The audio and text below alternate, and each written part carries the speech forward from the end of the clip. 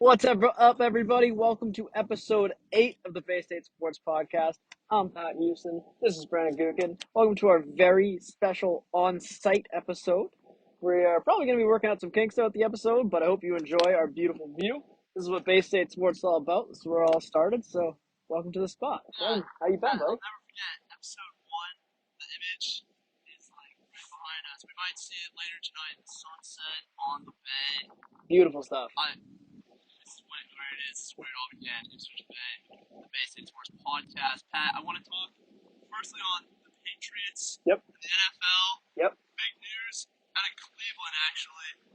Deshaun Watson is officially the guy. He's been the guy for a little bit, but the bigger news. They got rid of Baker.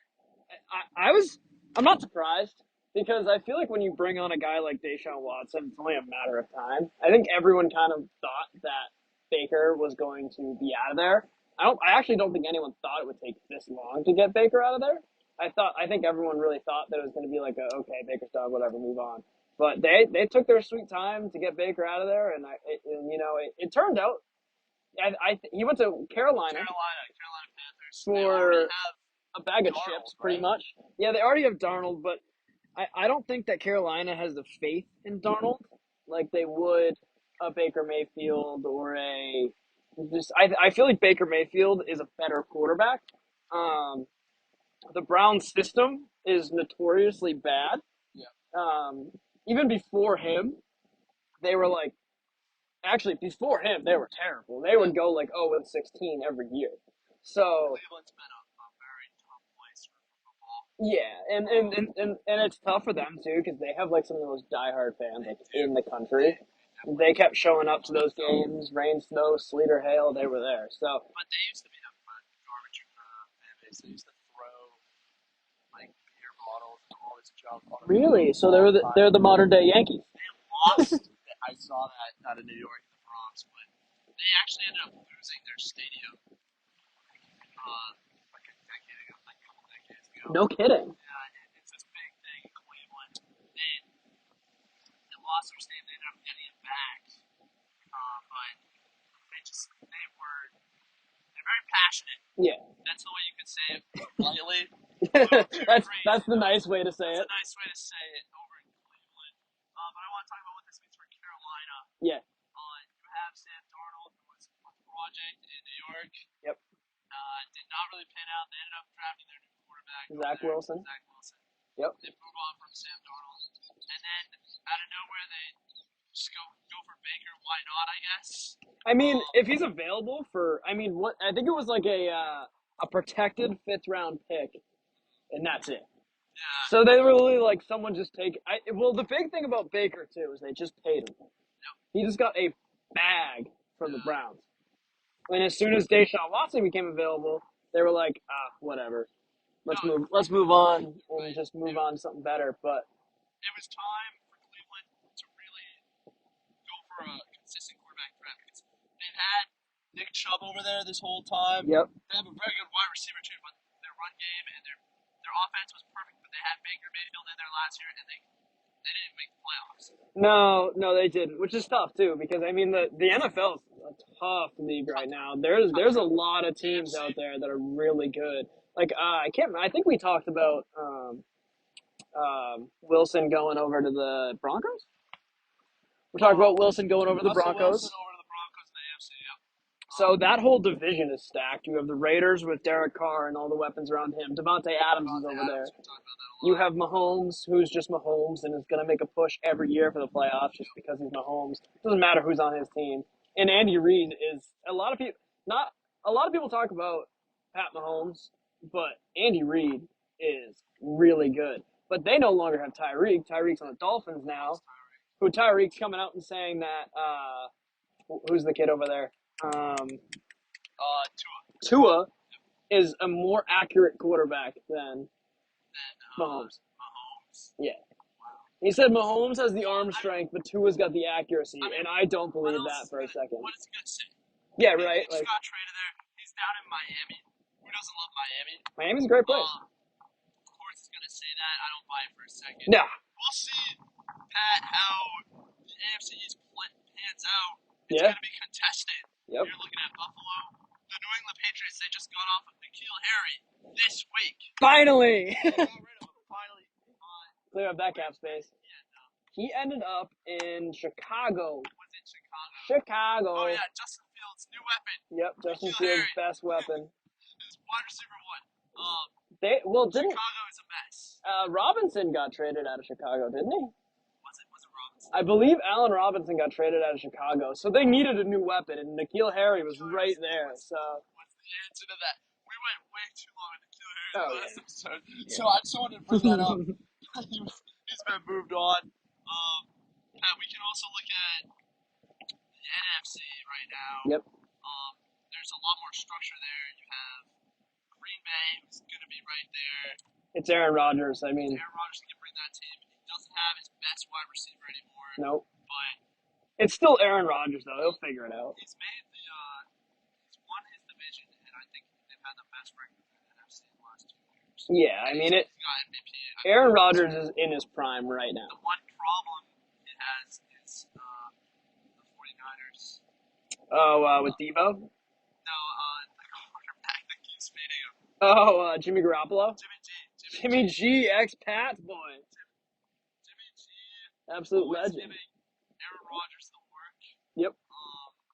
Good. Someone's got to We'll give see him how that. the 49ers do. I know Debo he re-signed, requested didn't he? a trade before, Yeah. but I don't think he's not getting it. No. I actually think he re-signed with them. Did he And end up then re-signing? it's something like that. I don't know. The whole thing was a mess, but I'm really getting a phone call and no podcast. anyone important?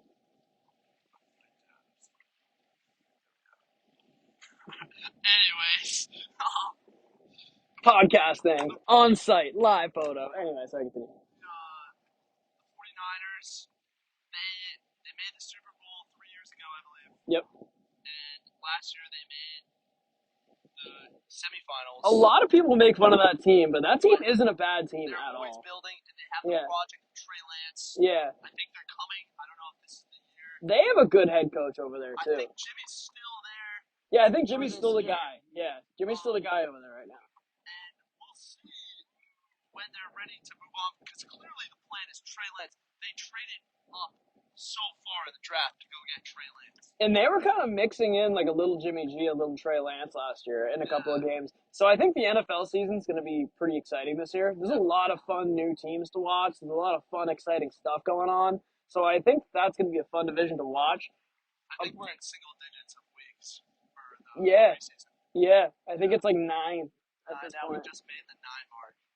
So that's exciting. Yeah. I mean, I'm looking forward to it, but at the same time, like football season means this season goes away, so it's one of those things where you kind of got to battle in between. Be like, yeah, well, football season that's exciting, but summer's pretty cool too. Yeah, so right now we can enjoy the summer. We can enjoy a ton of different things, especially the MLB season. Yeah, the Sox. The Boston Red Sox are currently in full swing. I'm excited to talk to you about the Sox because I haven't talked to you about the Sox at off pod in a long time. You're right. We haven't been able to do it. I don't know how I feel about the Red Sox right now. The whole thing is the division, Pat. I don't know if it's the division or we're just like we are plagued by stupid plays. We have been making so many bad plays and errors all the time during these games. It's ridiculous. Well, you see that, and that's true, but they've had trouble with injuries. That's true. Chris Sale, Just came back. he's just now pitching partial games. He played great that last game. He had his last game on, I think it was earlier in this week, like Wednesday or something like that. He played great. Yeah. He allowed like 2 hits, but like no runs, no scoreless throughout him pitching. So, I mean, that's a good sign. I mean, you want to wait and see if they make any calls, because I remember Last year was the same deal. I know. episode 1, I think it was episode 1, yeah. with the picture Yep. this in the background. Yep. Episode 1 of the Base Days Wars podcast, where I was forecasting Chris Sale to have a massive return after he pitched exemplary down in Worcester, and then he came into majors, didn't lose a start, and then he comes in. I talk about it in episode 2. He comes into the playoffs against these way better bats, and he can't pitch 3 innings. Can't pitch 2 innings. it was a rough time. But Well, look, you have to give him time. Yep. All right, and he will have You time. took my line. That's your line. I know. He will have Yeah. time this season to really get a groove in before the playoffs. Yeah, absolutely. Because it's only July and Chris Sale is coming back. I mean, you prefer to have him back in March and April, but We got plenty of time though. there's time now for Chris Sale to work on his ball and his game. And Yeah. Confidence, get that confidence back up. I mean, you saw the video of him. it's Chris Sale, it's Whitlock. They were both injured. Yep. I think Raph got injured. Yeah, Rafi was out for a couple of He's in games. jeopardy of missing the All-Star game. No, he came back. He's good. He played last game on Thursday. Okay. Yeah, so he didn't. He's still not 100%. They're still being careful with him. The All-Star. That sucked. I wonder if that's out of caution though. That's kind of my thing. It's like, is it out of caution of them not wanting him to get more injured since he's just coming off an injury? Could that be? I think that might be it because during the game he hit. It was technically scored as a single, but it was like 400 and something feet right down center field, and they called it a single. And he could have gone to second, but they were like, no, just stay. You don't want to. So. And that's really unfortunate to see. But again, it's one of those things. It's like, would you rather him get injured? Well, you wouldn't rather him get injured ever. But it's good that it's happening now, and hopefully we can just kind of like take it easy on him and keep him healthy for when. Keep him ready for playoffs. Yeah, absolutely. I think that's probably the best move for Rafi is just to keep him ready. The big push for this team is going to be the August set. Right, it really should be right now, but I don't know if they're ready because right now in July they play pretty much exclusively divisional opponents. Yeah. They have New York like twice in this stretch. Yeah, they've had a tough stretch. They have Toronto twice, Tampa twice, and Baltimore. They don't come back. You don't play Baltimore again until about August. Yeah. Which is a tough go too, because Baltimore is the team you want in the division to play. Definitely, but these teams against these other divisional teams, they're must win. They're huge Absolutely. games that you need to win because it's not easy to make the playoffs in baseball. No. It's not easy. No, especially with the way these divisions are stacked now. I mean, the Yankees, I think, are like 15 games up. The Yanks right Plays now. like that. The Yanks right now are killing it. It's really tough, but you've seen them do well in regular season a lot, and then choke right before playoffs. And they did the same. I think that they did that last year too, right? This is exactly what happened last year. They were exploding in July. Yep. They ended up forfeiting. They lost their number one seed. I think it was in the division, but I don't think it was. Like right at the end there, right? Right at the end, and then they ended up falling all the way to an away game for the wild card.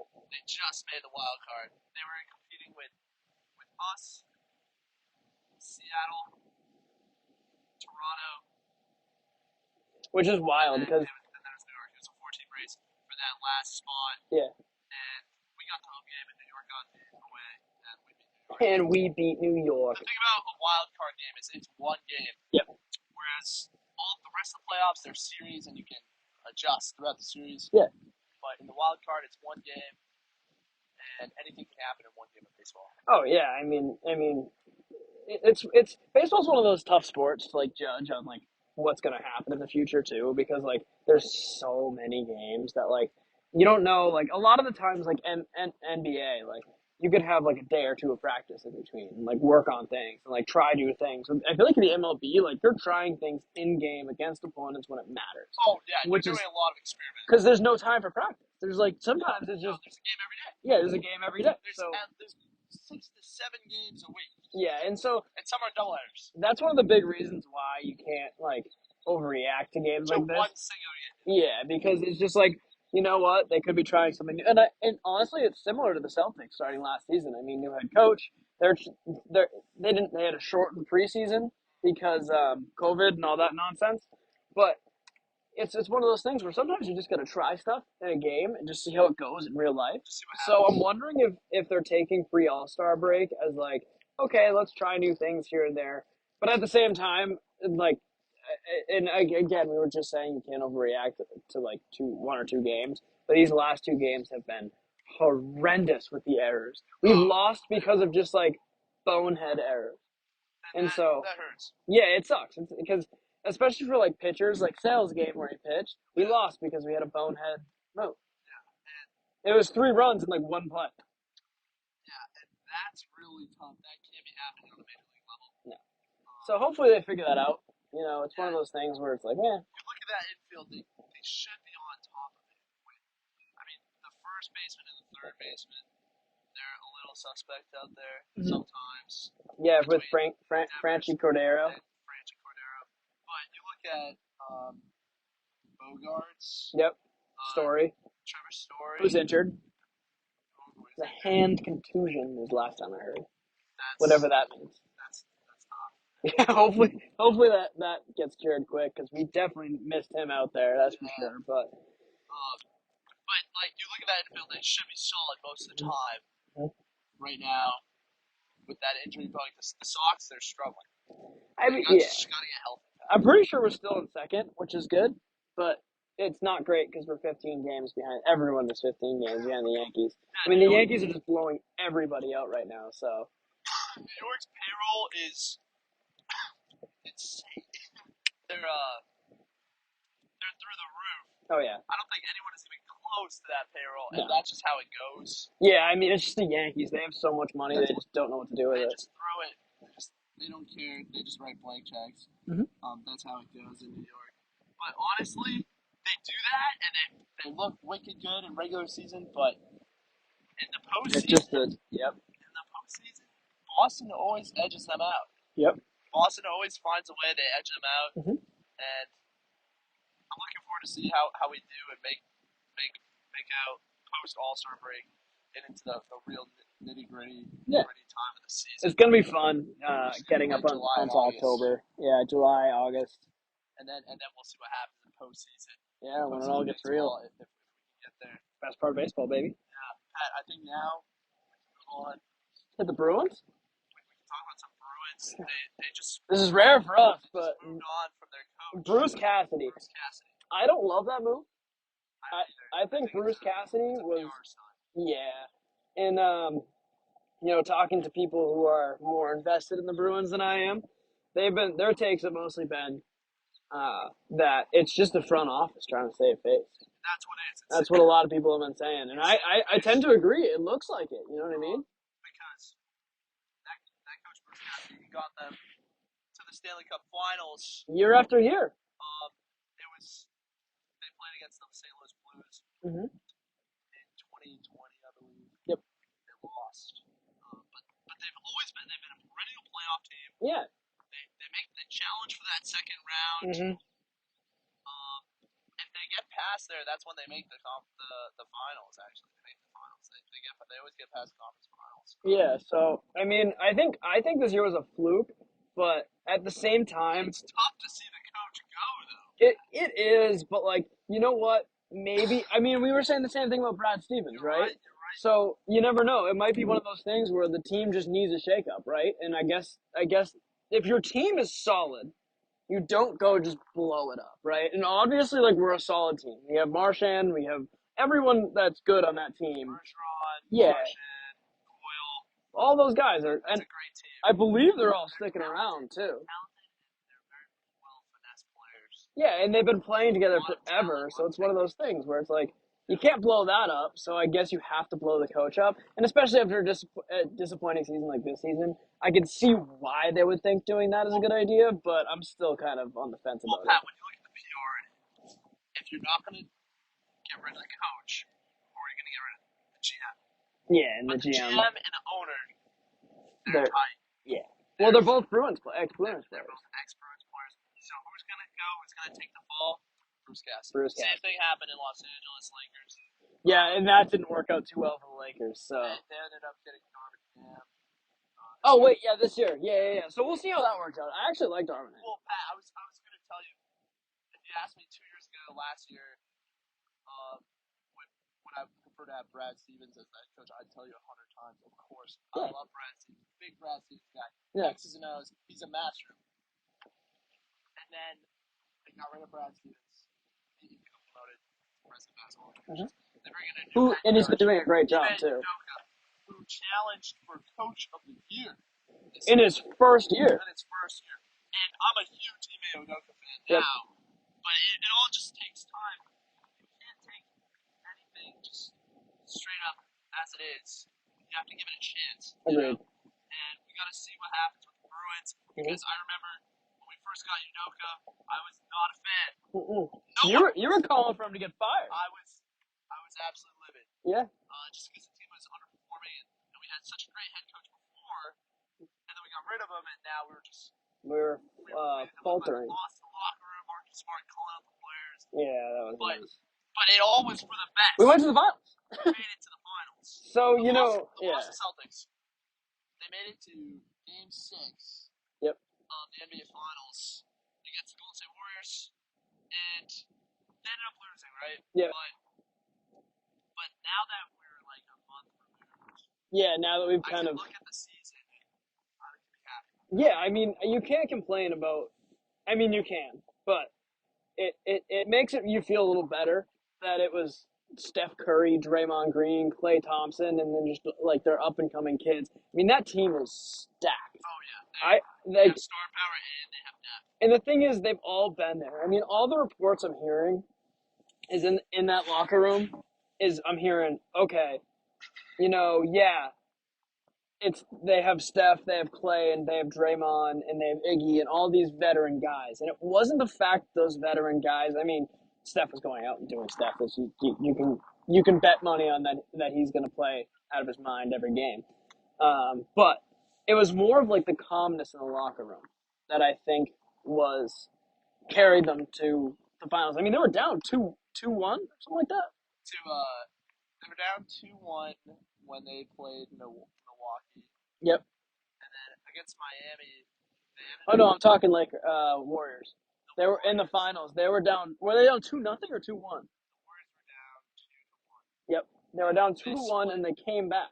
They split. Yeah. And then there was 2 games in Boston. Boston won the first one. They were up 2-1. Yeah. Then we lost every other game. And then that's where it fell. Yeah. Because game 4. Yeah. Was the one they could have won. Oh, absolutely. I saw it and then choked it away. Pat. But that goes along with the inexperience. And the youth. But now we've been there. We have our entire team has been to the finals. I'm telling you. Except for the new ads, but we'll get to that. It's so hard to come back from a 3-1 deficit. It was the fourth quarter. They choked it and lost. And you know what? That's the youth in it all. Yeah. Now we've been there, and Pat, I want to talk about the off-season moves that President of Basketball Operations Brad Stevens doing a great job. Wheeling and dealing, getting rid of pieces that we don't need. He's done it again. He did it at the trade deadline. Comes into the off-season, and he does it again. He gets rid of, I think it was the entire end of the bench. Yeah, the end of the bench. Nesmith, Tice. I think they gave up some picks. Couple of the pick this year. Yeah, but whatever. We don't really need picks. Yeah, we got Brogdon. We got Gallo. I still don't know how to say. I know his last name is Gallinari. I just have no idea how to say his first name. I'll get there though. I promise. I promise the pod. I'll get there. But Donatello or something like that, Gallinari or something like that. Work on it. Sorry, Gallo. Pat, you're focusing on Gallo.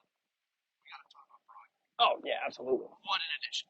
Oh, it's a great addition. Exactly what the team needed. Yep. I was telling you before pre-pod, not today, but a few weeks ago. Yeah. Pat, what do we need going into off-season to improve this team? Because we made the finals, but we had glaring problems with the offense. Yep. Controlling the ball, the turnovers, the panic in the offense where it just shuts down. The panic is important. Well, I was telling you, we need like a traditional point guard, Chris Paul type. Doesn't have to be Chris Paul, because that contract is crazy. It's insane, yeah. The Phoenix Suns, Barrel, we got to talk about that in a second. Well, yeah, we'll get to that. That's a whole different story. But the Chris Paul type traditional point guard, someone that can take care of the ball and run the offense. Yep. Just so your 2 elite wings that we always talk about, Jason Tatum, Jaylen Brown, they can focus on scoring instead of playmaking, scoring, and defense. Agreed. It's a lot. Yeah. It's a lot for a young kid that's 24 years old. 24 and 25. Yeah. I mean, they're both super young, and they both have a lot of growing to do still. And they've already been to the Eastern Conference Finals how many times? They made the conference finals 4 and times. The finals. Never just made the finals. So They're 24, 25. I agree with you. I think Brogdon's going to bring in some really good stability to the team. I think what a lot of these moves have been to make us a deeper team, because I think we were a deep team as a regular season team, but the finals and playoffs is a whole different story. I mean, you're going out there every other night and playing the highest possible level of basketball you can play. Regular season, if Jason Tatum doesn't play 30 minutes a game or 40 minutes a game, whatever. We can scratch our way back and climb our way back, and the other team might give up. Who knows? That doesn't happen in the finals. Whoever's and they learned that this year, because that I think a lot of their choking was because they were like, all right, we're way up ahead. Now everyone would just give up, but Steph and gang was like, no. So I think bringing Brogdon on, and even Gallinari, was just a huge add to the bench. You literally replaced Aaron Nesmith with Malcolm Brogdon, and you replaced Tice with Gallo. And the big thing about those guys too is it's not that they're starters. Neither one of them are going to start, and they've already come out and said that. So Brogdon came out and said that when he was coming on to the team, one of his big things was they know Marcus is going to be the guy. He's going to be the starting point guard for this team. But Brogdon's going to lead off the bench, which is huge. Because if you think about it, that was kind of our issue. You couldn't take JT or JB out of the game. Because as soon as you take them out of the game, everyone else just collapses. And you're solely leaning on Derek White and Peyton Pritchard and Grant Williams. Jason Tatum played over 1,000 minutes. Which is the second most in postseason history. In the modern era. How he performed in the finals, and it makes sense. Yeah, it was a steady decline because he was gassed. The kid ran out of gas. Yeah. He tried his freaking heart out. Yeah. You saw how he played in an elimination game in Milwaukee. Yeah, he left it all on the line, which is what you should be doing. On the line. And he won that game, and then he won it Game 7 and brought them to the conference finals. They took down the Eastern Conference favorites, the Milwaukee Bucks. Right? Yep, the reigning champions. He left it all on the line, and then he had to put it all on the line again. They went to 7 again against Miami. Yeah, that was tough. In the conference finals. Okay? And then he goes in and plays another 6 games against the Golden State Warriors in the NBA Finals. Of course, he's going to go over 1,000 minutes. It's just... I mean, you can't not. And that's what I'm saying. Like, you bring in these guys, and now you can bring Tatum's minutes down and keep him more rested throughout the playoffs. Because, like I said, regular season, if Jason Tatum's tired, play him for like 25 minutes a game. Give him some rest. Let him chill the game. Don't give him the ball. Like, just let him hang out. But in playoffs, you need him to perform. And Jaylen Brown, same deal. I think it was a similar thing with Jaylen Brown going on. He was just as gassed as Jason Tatum. Because he was right behind JT in minutes. It wasn't 1,000. I think it was a little under, but I think it was like 900 and something minutes. That's crazy minutes. Stars were just carrying the load. Which is exciting if you're a Boston Celtics fan. They're really young. Yeah. They're young thoroughbreds in Boston. Yep. And I'm excited to see them grow. Oh, yeah, it's going to be great. And that's why I'm officially going to give my take now. Okay. On the Durant saga. Oh, God. That's my sequel. I don't want to make the move for Durant. He's finally admitted it. And I've been on the edge, on the fence. Oh, you were not on the fence. I've been on the fence. He was Team KD the whole time. Don't let him lie to you like that. No, I've always told everyone that you need to look at both sides. I've been completely impartial. Because when I love Durant, hell yeah. That's like setting up for a dynasty. Because the whole thing with Durant is it's 4 years of Durant. All right? That's true. It's 4 years of Durant locked up in his prime. And then, who knows, he might sign him to another extension or whatever if he likes it. But, dude, but like, he's 33. That's the whole thing. Is the age is where it gets you. Because the whole thing that changed everything in the offseason was the Rudy Gobert trade. Yeah, that was huge. Rudy Gobert went... Danny Ainge, back at it again. Replacing another team. He loves it. He did it again. Yep. Trader Danny. Watch out for this guy. Back at it again. He traded Rudy Gobert. Yep. Was, I think, 3-time Defensive Player of the Year. Yep. But he's exposed in the postseason against the Guards. Yep. You trade him for 5 first-round picks and 3 players. Like, Pat Bev is now in Utah. Poor Pat Bev. Pat Bev has been moving around all over the place. The poor guy. To just hang out. The poor guy. Oh my god. But anyway, that set the market. That was what they paid for Gobert. Yeah, imagine the KD trade. Now you're looking at Durant. Yeah. Who's arguably the best player in the world. He's absolutely the best scorer in the world. I'll give you that. Yeah. And now he's on the market. Okay, if you don't know Kevin Durant, demands a trade out of Brooklyn. The whole Brooklyn Nets saw it and blew up. A lot of drama. The whole thing with Brooklyn, Ben Simmons screwed them. He does that with every team. Because Ben Simmons Him and Kyrie. Ben Simmons is on a rookie extension. Yep. And you can't trade for more than 2 players that are on rookie extensions. So if you're the Brooklyn Nets and you have to move on and trade the greatest asset you've ever in the history of basketball, the greatest trade asset. Didn't Jordan get traded? No. How did Retired. Oh, and then he joined. Yeah, that's right. Okay, sorry. Retired twice and then he signed in Washington. That's right. Okay. But he actually owned. He was an owner. Oh, of the team? Of the Wizards. Oh, I didn't know that. And That's then cool. he watched them play and he's like, these guys suck. I'm gonna go play for them. And then he played for them. That's awesome. That's what happened. That's awesome. Jordan is a beast. He was making himself money. That's all it was. But Anyway, this is the greatest trade asset in the history of the league. Yep. You had Anthony Davis, who was on a 1-year. You had James Harden, who was on a 1-year.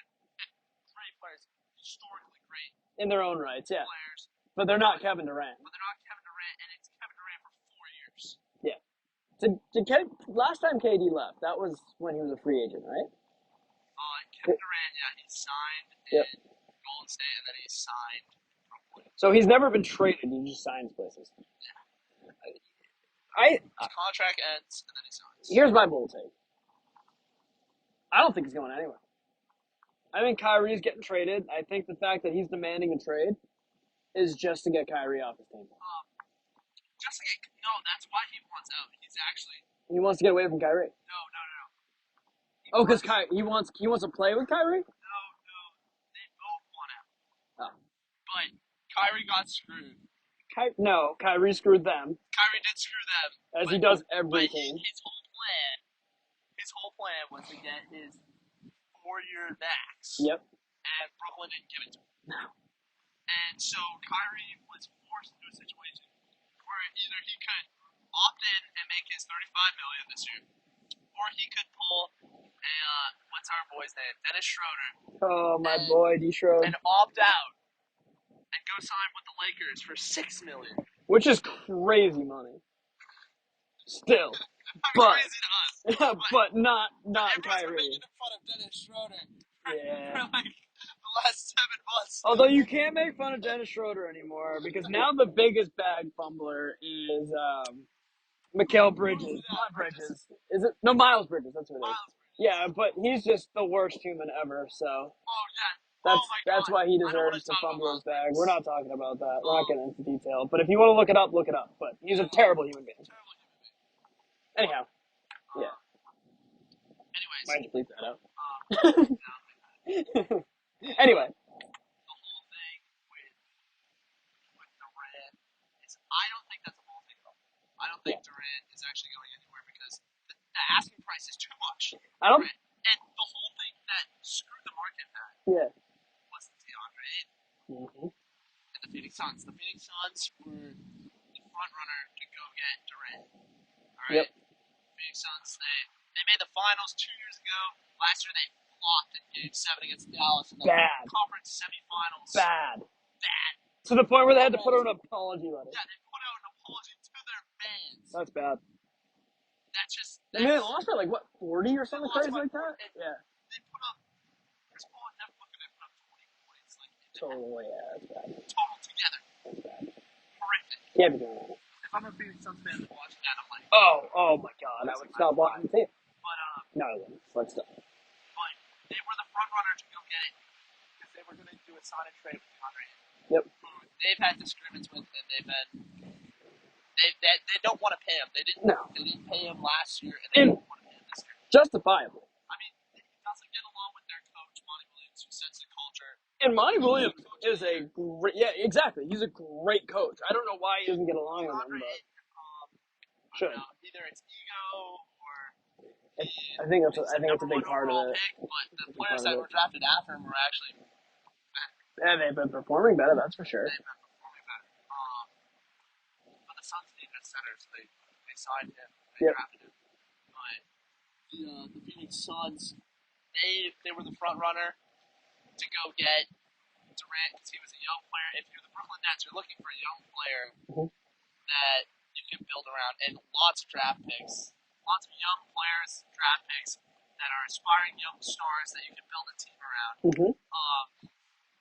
The Indiana Pacers threw that out the window. Yeah, the Pacers were like, "We'll give you a bag. Don't worry about it." Just threw like the max, right? It was like 133 over 4. 133 4-year max contract extension.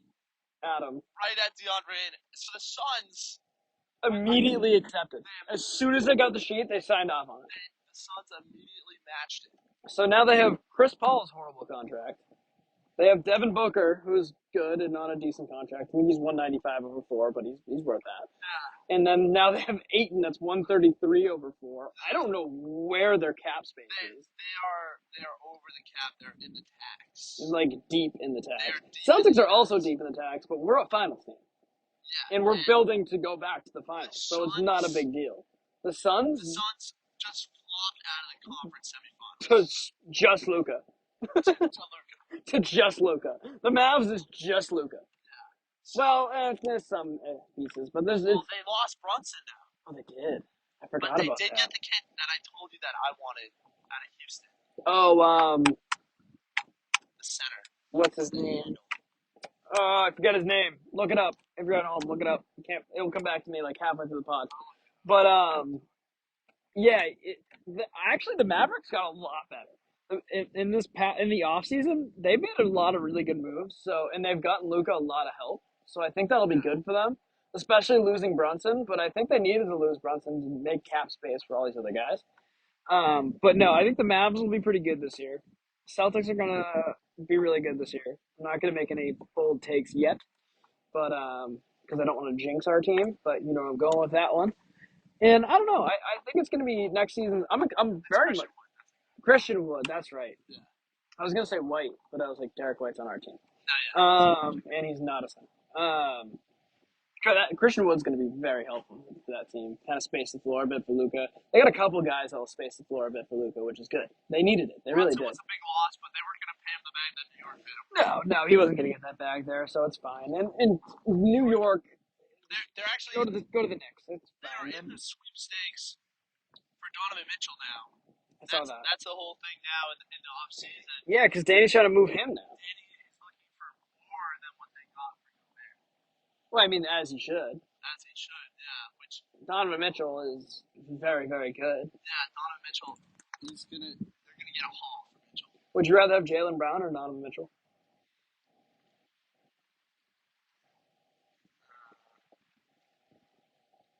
Would you consider trading for Donovan Mitchell? Is what I'm asking. Like 1 for 1? No. That would be assets. Because I think it'd be like Donovan Mitchell, I think Donovan say Mitchell Derek White. Better asset than Brown. Yeah. I mean, they're pretty close. It's close. Brown is a better defender. But Yeah, I think Brown would do really well in Utah, but Mitchell is like where he has like more not Tatum. Mitchell. You know what I mean? Mitchell, he's got a better handle than Brown. Yeah. And I'm. You know what? Sorry for interrupting, but I think I'm really hoping we go into next season and start seeing Brown with just like a ball and a string. You know what I mean? Yeah. Just super tight handles, because like that's really all he needs. if he has that, he is complete. Yeah, he's a great player. And like if the biggest thing your player is missing is handles, you're in good shape, because handles can be taught. You know what I mean? You see it every year with Brown, the progression. And that's one of the big things about Brown. There was a year where, like, when he came into the league, he was just like an athletic freak. Yeah, he could just dunk, He and was that's great. just a big dunker. But Brown, you saw it. I think it was like year 3. He really started to become a great shooter. Yep. And then this year, I mean, you saw his defense before. The defense It is was defense and draft pick. energy when he was drafted. Yeah. But then you saw him work on his shot. Yep. And then this year you saw him working on like his mid-range pull-up and his handle-ish. And if next year he can like have a perfect handle. Yeah. If he could just tighten up his handle and tighten up a couple other things, I think he'll be great. Yeah, he'll be huge. JT, you just go sit on the beach in Florida JT's and gotta enjoy relax. yourself. Just relax. all I Made want you to all-team NBA forward. I mean, there's some things you can work on, like dribbling into underneath the rim and turning the ball over. Well, that whole thing every was single they time. didn't have like the perfect guard that they needed. Now they have Brogdon. See, this is my argument. Brogdon's healthy. Here's my argument with that: is Brogdon's not the starting point guard. It's Mark Smart, and I think a big. So a lot of things Celtics fans are saying right now is JT isn't as good as they think he is, which just throw out that take. Everyone saying that take just doesn't watch NBA. They ignore those people. They're all dumb. Jaylen Brown can't dribble, which is slightly true. We just talked about that. You can tighten it up. Marcus Smart isn't a starting point guard, and he's bad. That's where I want to talk about, because I think the Marcus Smart everyone saw in the finals, and that's the freshest memory of Marcus Smart. I think he was on one ankle. He too was gassed because he was probably right behind JB and JT in minutes. I mean, they had Derek White, so you can kind of swap him out. He sat out for a couple games. So, but if he played that whole series, he'd be right behind those two, and he'd be playing most of the game. So that's a big thing. I think Marcus Smart. I don't think you'll see a leap because he's. I don't want to say he's old because he's not. I think he's only like 27, 28, somewhere around there. So he's not that old. He's getting older in league terms. I don't want to say he's getting old because that's like 4 years older than me. But I'm not old yet. But I think the big thing with Smart is if I think Brogdon, just like JT, I think Brogdon and Gallo are going to bring all these guys so much more rest that they're just going to be so much more healthy come the time. And one of the big things that I would like to see the Celtics do, because I don't think they're done yet. I think they're just going to keep adding to this team, and if they do, we'll obviously do another pod. We're going to keep doing pods anyway, but we'll talk about it in the next pod. I think they need another big man that can, because I don't think Gallinari is going to come out for Rob and Al. I don't think he's going to swap into that. I think it's going to be more like a come in for like a JT when he's not playing, or come in for like JB when he's not playing, and then we can surround him because his defense kind of sucks. So I think we can surround him with good defenders in Brogdon. Because one thing people don't talk about with Brogdon, he's a great defender too. You got Brogdon, White, in that squad, Grant, and Al, and You can hide Gallinari Gallo. on defense, and he will hit the catch and shoot threes. Oh, absolutely, which is great for spacing the floor for everyone else. It will be perfect. So I think you need to bring in another big to take, like another veteran big man. Like You want Serge?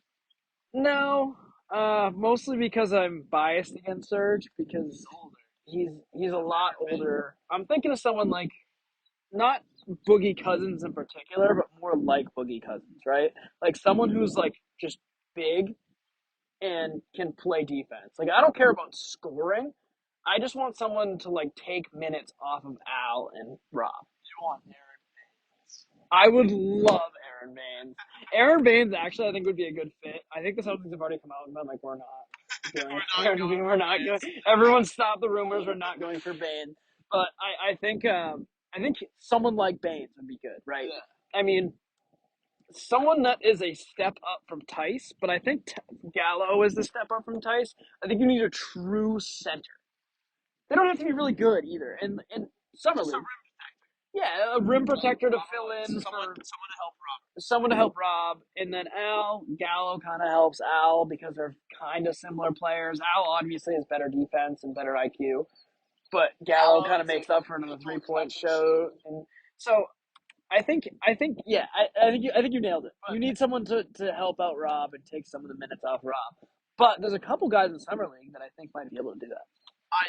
I know you want to talk about Matt Ryan. Absolutely. I've been trying to hit this point in for a little bit. Sorry, go for it. And you were talking about the guard depth. Marcus Smart, obviously, sorry, point guard. But I think in crunch time, you're going to see Malcolm Brogdon on the floor. Really? Over Marcus? No, I think they'll both be on the floor. Oh, yeah. What about Derek White? There won't be any Derek White. Really? It'll be. I can see that. I can see it. It'll be Smart, Brogdon, I like that take. Brown, Tatum, and Rob. Williams. Yeah. I like that That take. is an elite 5. And, like, who's the weak link on defense there? Brogdon or Brown? Brown. And Brown. Sadly, Brown, even though Brown is elite defender. But that's the thing. Like, and that was the thing about the Celtics last year, but we've added yet another layer. Yeah. Brogdon and Brown's a little shorter, but he's more athletic. Really? Brogdon's taller than Brown? I think it's close. Wow. Brogdon's pretty tall. That's cool. He's pretty lanky. He's long. For a guard. He's really long for a guard. Yeah, that's true. But he's a great defender, just like Jaylen Brown. Yep. But he's going to run that offense in crunch time. I agree.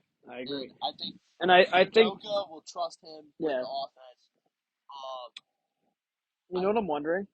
I think Gallinari is also just like perfect, exactly what they needed. Like they wanted, like you had Grant Williams in Game 7, conference semis where he hit 9 threes in a row. But think about it. That's Gallinari. You have if off the bench, like if we're not starting Al anymore, and we're just saying our starting 5 is Marcus, Jalen, Jason, Brogdon, and Williams.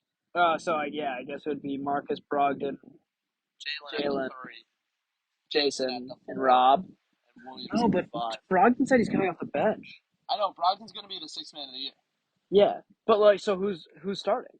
I'm talking about crunch time. Oh, yeah, okay, yeah. No, I agree with your crunch time take. Crunch time, 100%. I think that's the lineup. Maybe either we'll see how it ends up. I'm excited for the next season. I think Al was lethal. Oh yeah, and I mean like in that postseason. If we can keep him healthy and keep doing what we're doing, I think that's big. Yeah. And especially, I think that's the biggest part about bringing on Gallo is that you keep Al healthy. I think that's huge. You take off the miles on him, which is big, and Rob. But I think you need to bring in a rim protector to get Rob. I think we nailed that point though. Because Al Horford's going to age out soon. Yep. You're going to need another big man. You just got rid of Tice again. Poor Tice. He probably knew he was a rental, again. Poor Daniel Tice. He's trying his best. But you got to go get another big man because Robert Williams, like if he could stay healthy, he would be an MVP candidate. He was already a D-boy candidate. Not just a D-boy candidate, he would be an MVP candidate if he could just stay healthy. You can't just depend on or expect Robert Williams to play 82 games. No, yeah, there's no way. He's too explosive to stay healthy. Too explosive, too fragile. Yeah. I think this offseason he works on strength and conditioning. Yeah. I think we nailed. So what's the starting lineup? The starting lineup is going to be same thing as last year. Al starting. Yeah, Al's going to be a starter. You think it's going to be Marcus Smart, Jaylen Brown, Jason Tatum, Al and Rob. Al Horford and Robert Williams. I like that take. You need to get center depth. Yeah, I agree. We'll see what happens, of course. Yep. We're looking forward to the next NBA season, of course. We're also looking forward to seeing how the Red Sox play out in this season. It's going to be an exciting season, Pat. Yep. I just want to say thank you so much for joining me tonight on this podcast. Pat, if they want, they can email us at BayStateSportsPod@gmail.com or check out our Instagram app. You can check out the Instagram and the clips. Tune in on the Bay State Sports Podcast. Yeah. At gmail.com. Thank you so much for watching, and we hope you have a great night. Have a great night.